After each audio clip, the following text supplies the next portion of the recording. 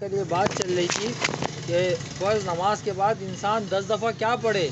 لا الہ الا اللہ وحدہ لا شریک لہ لہ الملک ولہ الحمد وہو علی کل شیء قدیر. لا الہ الا اللہ وحدہ لا شریک لہ لہ الملک ولہ الحمد وہو علی کل شیء قدیر.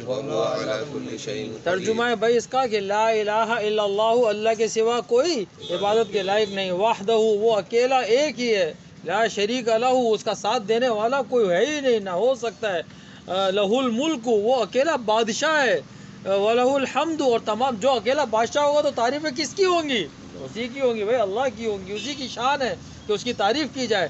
لَهُ الْمُلْكُ وَلَهُ الْحَمْدُ وَهُوَ عَلَىٰ، اور وہ ہر چیز کے اوپر کیا کرنے والا ہے؟ قدرت رکھنے والا ہے. کہ بھائی ایک تو یہ فرمایا، کہا کہ بھائی جس شخص کو اپنی دعا آپ صلی اللہ علیہ وسلم نے فرمایا کہ بھائی جو شخص چاہے کہ بھائی اس کے ہاتھ منہ پھیرنے سے پہلے قبول ہو جائے، تو بھائی وہ جو ہے دعا شروع کرنے سے پہلے 10 دفعہ سبحان اللہ، 10 دفعہ الحمدللہ اور 10 دفعہ اللہ اکبر پڑھ کے جب وہ اللہ سے دعا مانگے گا، اللہ کو حیا آئے گی. اللہ کہے گا میری عزت کی قسم، میرے جلال کی قسم، تیرے منہ پہ ہاتھ پھیرنے سے پہلے میں تیری حاجات پوری کرتا ہوں. اگر اس کے لیے بہتر ہوگا تو موت سے پہلے اس کے لیے وہ حاجات پوری ہو جائے گی، اور اگر اس کے لیے بہتر نہیں ہوگا تو بھائی اللہ تبارک و تعالیٰ آخرت میں جو انعام دیں گے، فرمایا کہ جو دعا دنیا میں قبول نہیں ہوئی اور اس دعا کا انعام جو آخرت میں ملنا ہوگا، جو انعام اس کو ملنا ہوگا، تو وہ کہے گا اللہ پاک آپ میری دنیا میں کوئی دعا ہی قبول نہ کرتے. آپ نے اگر مجھے اتنا بڑا انعام دینا تھا کہ تو مجھے دنیا میں کوئی دعا قبول ہی نہیں چاہیے تھی. فرمایا کہ وہ شخص کہے گا کہ بھائی مجھے میرے جسم کو کینچی سے کاٹنا کم تھا، آپ کینچی سے میرے جسم کو کاٹ دیتے مگر میری دعائیں کو قبول نہ کرتے. فرمایا حدیث میں کہ بھائی کینچی کیوں؟ کہا کہ کینچی ڈبل زور لگاتی ہے، نیچے سے بھی اوپر سے بھی، اور سختی سے کاٹا جاتا ہے. اس کو یہ سختی منظور تھی مگر جو انعام مل رہا تھا وہ بہت بڑا انعام تھا. فرمایا کہ بھائی اگر پنجرے کے اندر طوطا بند ہو اور پنجرے کا کوئی چھوٹا سا سوراخ کھلا نظر آ جائے اور طوطا اس سے نکلنے میں اپنے پروں کو بھی زخمی کرے، چونچ کو بھی زخمی کرے، پاؤں کو بھی زخمی کرے، مگر جب وہ نکل جاتا ہے تو پھر زخم بھول جاتا ہے. کہتا ہے مجھے آزادی مل گئی. تو دنیا کیا ہے مومن کے لیے؟ کہا فرمایا کہ بھائی دنیا جو ہے وہ مومن کے لیے قید خانہ ہے، اور کافر کے لیے دنیا جنت ہے، اور مومن کے لیے آخرت جنت ہے، اور کافر کے لیے آخر قید خانہ ہوگا. فرمایا کہ بھائی جو شخص اپنے آپ کو قیدی بنا کے اس دنیا میں چلتا رہا، اب قیدی کس کا بننا ہے؟ شیطان کا. شیطان کا قیدی بن گیا تو بھائی اس کا مطلب شیطان کا قیدی بنا تو بھائی اس سے تو نفس کی مار لی، نفس کی مانتا چلا گیا، خواہشات کی مانتا چلا گیا.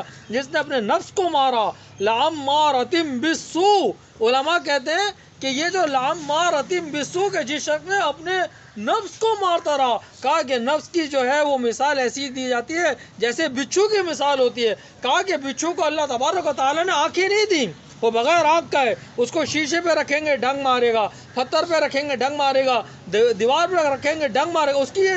اس کے اندر یہ شامل ہے ڈنگ مارنا.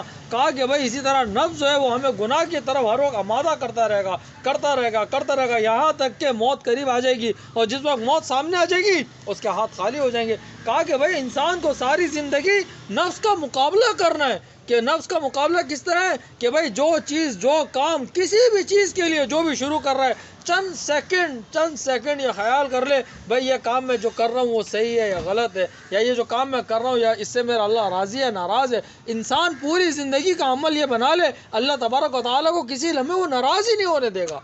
مگر یہ ہر لمحے سوچنا پڑے گا کہ بھائی اگر میں جھوٹ بول رہا ہوں صحیح کر رہا ہوں غلط کر رہا ہوں، اگر میں کسی کو دھوکہ دے رہا ہوں صحیح کر رہا ہوں غلط کر رہا ہوں، اگر یہ جو میں کام کر رہا ہوں اس میں حلال کتنا ہے حرام کتنا ہے. انسان صرف چند سیکنڈ سوچ لے.